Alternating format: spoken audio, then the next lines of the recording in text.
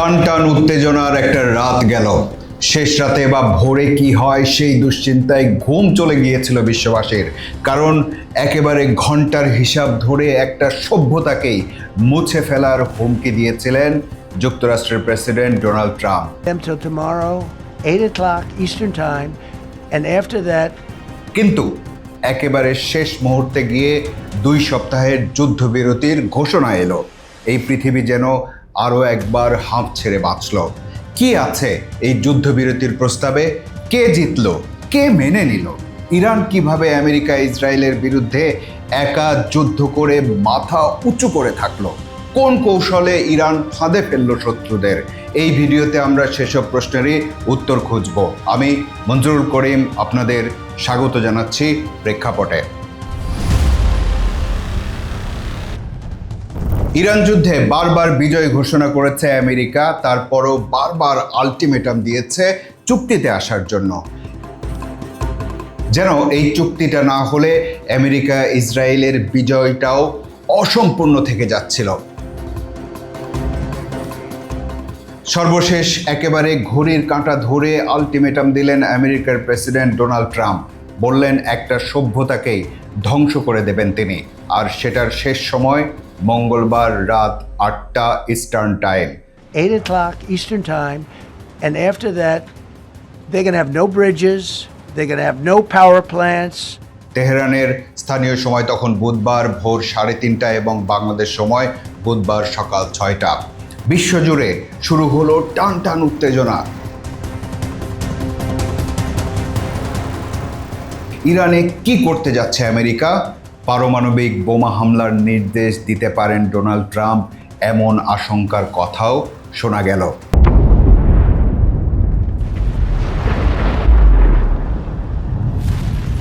না হলে একটা সভ্যতাকে ধুলোয় মিশিয়ে দেবেন কিভাবে? এই যুদ্ধে বিরতি আনার জন্য বা যুদ্ধ বন্ধ করার জন্য সক্রিয়ভাবেই দৌড়ঝাঁপ করছিল পাকিস্তান। পাকিস্তানের মধ্যস্থতায় আমেরিকা আর ইরানের মধ্যে একটা বৈঠকের কথাও শোনা গিয়েছিল। সেটাও হয় হয় করেও হয়নি। তারই কয়েকদিনের মাথায় আমেরিকার প্রেসিডেন্টের এই ভয়াবহ হুমকি এলো।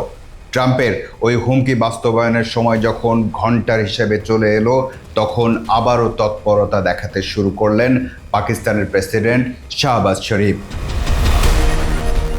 তিনি আমেরিকাকে অনুরোধ করলেন যে প্রেসিডেন্ট ট্রাম্পের এই হুমকি বাস্তবায়নের চূড়ান্ত সময়সীমা যেন 2 সপ্তাহ পিছিয়ে দেয়া হয়। সামাজিক যোগাযোগ মাধ্যম এক্সে দেয়া এক পোস্টে তিনি এমন আবেদন জানান। খেয়াল করুন, পাকিস্তানের প্রধানমন্ত্রী একটা সামাজিক যোগাযোগ মাধ্যমে এমন পোস্ট দিয়েছেন। তারপর হোয়াইট হাউস থেকে জানানো হলো যে পাকিস্তানের প্রধানমন্ত্রী শাহবাজ শরীফের দেওয়া প্রস্তাবটি মার্কিন প্রেসিডেন্ট ডোনাল্ড ট্রাম্পের নজরে এসেছে এবং এ বিষয়ে দ্রুতই একটি আনুষ্ঠানিক জবাব দেওয়া হবে। সারা বিশ্ব তাকিয়ে থাকলো ঘটনার গতি প্রকৃতির দিকে। ডোনাল্ড ট্রাম্পের আলটিমেটামের সময় শেষ হতে যখন আর মাত্র 2 ঘন্টা বাকি, তখন ট্রাম্প জানালেন তিনি আগের সিদ্ধান্ত থেকে সরে এসেছেন। বললেন পাকিস্তানের প্রধানমন্ত্রী শাহবাজ শরীফ এবং ফিল্ড মার্শাল আসিম মনিরের সঙ্গে আলোচনায় তারা যেহেতু আজ রাতে ইরানের উপর ধ্বংসাত্মক হামলা না করার অনুরোধ জানালেন এবং ইসলামী প্রজাতন্ত্র ইরান যেহেতু হরমুজ প্রণালীকে অবিলম্বে সম্পূর্ণ ও নিরাপদভাবে খুলতে সম্মত হওয়ার শর্তে সম্মত হয়েছে, আমি 2 সপ্তাহের জন্য ইরানের উপর বোমা হামলা ও আক্রমণ স্থগিত রাখতে রাজি হয়েছি। ট্রাম্পের এই ঘোষণার কিছুক্ষণ পর ইরানের পররাষ্ট্রমন্ত্রী আব্বাস আরাগচিও বললেন একটা প্রাথমিক সমঝোতায় পৌঁছানো গেছে। এর মধ্যে একটা ছোট্ট কথাও ছড়িয়ে পড়েছে বিশ্বজুড়ে। কথাটা হলো পাকিস্তানের প্রধানমন্ত্রী নওয়াজ শরীফ যে 2 সপ্তাহের যুদ্ধবিরতির আহ্বান জানালেন, সেটাও নাকি তাকে অন্য কোনো দেশ ড্রাফট করে দিয়েছে। এই আলোচনা যারা করছেন তারা হয়তো যুক্তরাষ্ট্রকেই ইঙ্গিত করেছেন। সে যাই হোক, যুদ্ধবিরতি হোক বা যুদ্ধ বন্ধ হোক, এর মধ্যে তো কিছু শর্ত থাকবেই। আপনারা যারা এই ভিডিও দেখছেন তাদের জন্য আমার কোনো শর্ত নেই। পাকিস্তানের প্রধানমন্ত্রী নওয়াজ শরীফের মতো আমিও শুধু এই চ্যানেলটি সাবস্ক্রাইব করার আহ্বান জানাতে পারি আপনাদের। এর মধ্যে একটা গুরুত্বপূর্ণ খবর ছিল, সেটা হলো হরমুজ প্রণালী খুলে দিতে উপসাগরীয় দেশগুলো জাতিসংঘের নিরাপত্তা পরিষদে একটি প্রস্তাব তুলেছিল। তাতে ভেটো দেয় রাশিয়া ও চীন, ফলে প্রস্তাবটি বাতিল হয়ে যায়। এই পদক্ষেপের মাধ্যমে চীন ও রাশিয়া ইরানের পক্ষে তাদের কূটনৈতিক অবস্থানের কথাও বিশ্বকে জানিয়ে দেয়। এবার আসা যাক যুদ্ধবিরতির শর্তের আলোচনায়। 10 এপ্রিল পাকিস্তানে যে শান্তি আলোচনা হবে, সেখানে আলোচনার ভিত্তি হিসেবে 10 দফা প্রস্তাব দিয়েছে ইরান। চলুন ইরানের সেই 10 দফা বা শর্ত জেনে নেই। শর্ত 1, হরমুজ প্রণালীতে একচ্ছত্র নিয়ন্ত্রণ চায় ইরান।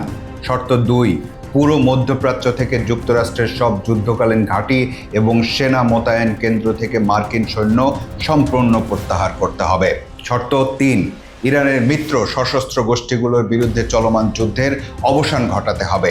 এর মাধ্যমে তারা মূলত হিজবুল্লাহ, হামাস ও হুতিদের উপর হামলা বন্ধের দাবি করেছে। শর্ত 4, ইরানের বিরুদ্ধে থাকা প্রাথমিক ও মাধ্যমিক সব নিষেধাজ্ঞা বাতিল এবং বিদেশে আটকে থাকা ইরানের সব সম্পদ ও সম্পত্তি অবিলম্বে ফেরত দিতে হবে। শর্ত 5, পূর্ণাঙ্গ যুদ্ধের ক্ষতিপূরণ দিতে হবে। শর্ত 6, আন্তর্জাতিক পারমাণবিক শক্তি সংস্থার সব নেতিবাচক প্রস্তাব প্রত্যাহার করতে হবে।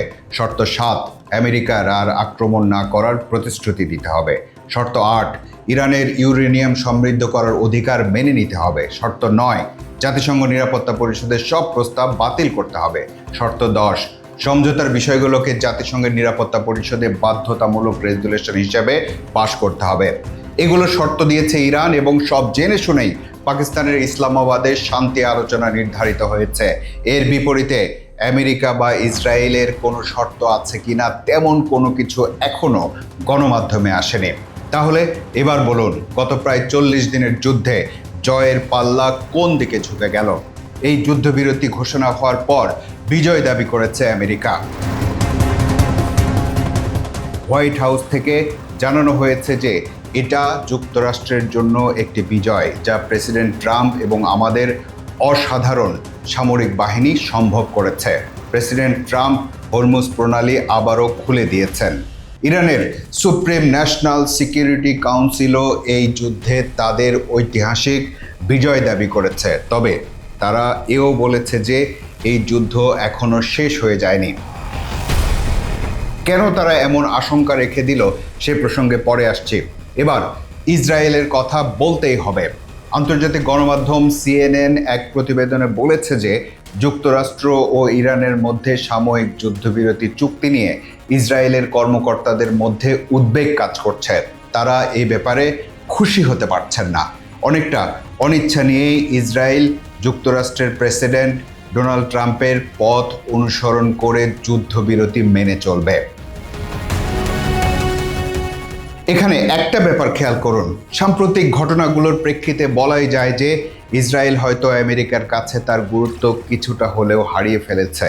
কারণ আন্তর্জাতিক বিশ্লেষকরা বলছেন ইসরায়েলের কারণেই এই যুদ্ধ থেকে বেরিয়ে আসতে পারছিল না আমেরিকা। মাঝখানের সময়টাতেও এই যুদ্ধবিরতির বৈঠক হওয়ার কথা ছিল, কিন্তু হয়নি কেন? এর উত্তর জানা গেছে মধ্যস্থতাকারী দেশ পাকিস্তানের পররাষ্ট্রমন্ত্রী ইসহাক দারের এক মন্তব্যে।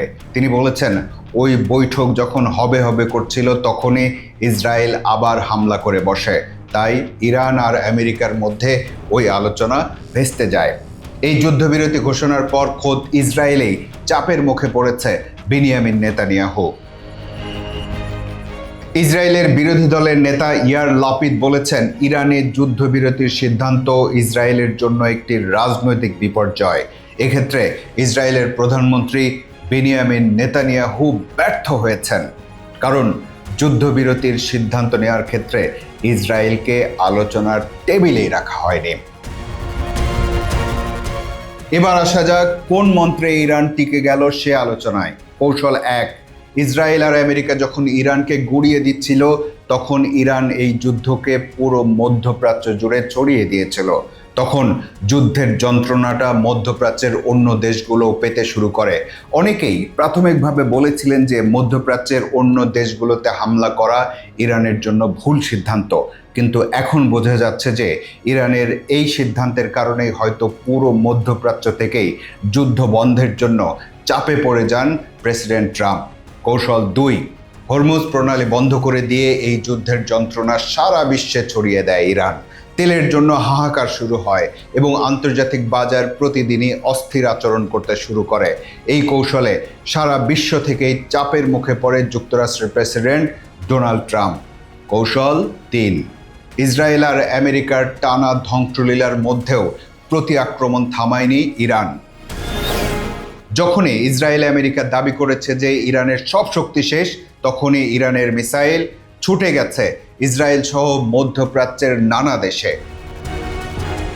যখনই আমেরিকা দাবি করেছে ইরান তাদের সব আকাশ প্রতিরক্ষা ক্ষমতা হারিয়ে ফেলেছে, তখনই তারা আমেরিকার বিমান ভূপাতিত করেছে। এবার বলুন, আর কি কি কৌশল ছিল ইরানের? এই যে 2 সপ্তাহের যুদ্ধবিরতি, এর মাধ্যমে কি যুদ্ধ স্থায়ীভাবে বন্ধ হয়ে যাবে? এটা নিয়ে সন্দেহ আছে ইরানের, কারণ তাদের আগের অভিজ্ঞতা বলে চলমান আলোচনার মধ্যেই আবার হামলা করে বসতে পারে আমেরিকা আর ইসরায়েল। আবার এমনও হতে পারে যে এই 2 সপ্তাহে শক্তি সঞ্চয় করে নতুন আক্রমণ শুরু করবে ইরানে। এসব আশঙ্কার বিষয় ইরানও জানে, তাই ইরানের জাতীয় নিরাপত্তা পরিষদ বলছে আমাদের হাতের আঙ্গুল এখনো ট্রিগারে। শত্রুর সামান্যতম ভুল বা বিচ্যুতির মোক্ষম জবাব দেওয়া হবে পূর্ণ শক্তি দিয়ে। এই যুদ্ধ নিয়ে একটা আলোচনা খুব জোরালোভাবে হচ্ছে। সেই আলোচনার বিষয় হলো নতুন পরাশক্তি। কোনটা সেই নতুন পরাশক্তি? ইরান? বিশ্লেষকরা বলছেন এই যুদ্ধের মাধ্যমে বিশ্বের নতুন পরাশক্তি হিসেবে আবির্ভাব হলো ইরানের। না হলে আমেরিকা ইসরায়েলকে তারা এতদিন ঠেকিয়ে রাখলো কিভাবে? এই আলোচনার আগুনে আরও ঘি ঢেলে দিল রাশিয়া। এই ইরান যুদ্ধে নাকি যুক্তরাষ্ট্র আর ইসরায়েল শোচনীয়ভাবে পরাজয় বরণ করেছে, এটা রাশিয়ার বক্তব্য। যুক্তরাষ্ট্র আর ইসরায়েলের যদি পরাজয় হয়ে থাকে, তাহলে যার কাছে পরাজয় হয়েছে সেও নিশ্চয় একটা পরাশক্তি। এবার মন্তব্য করে আপনি বলুন যা বলার আছে।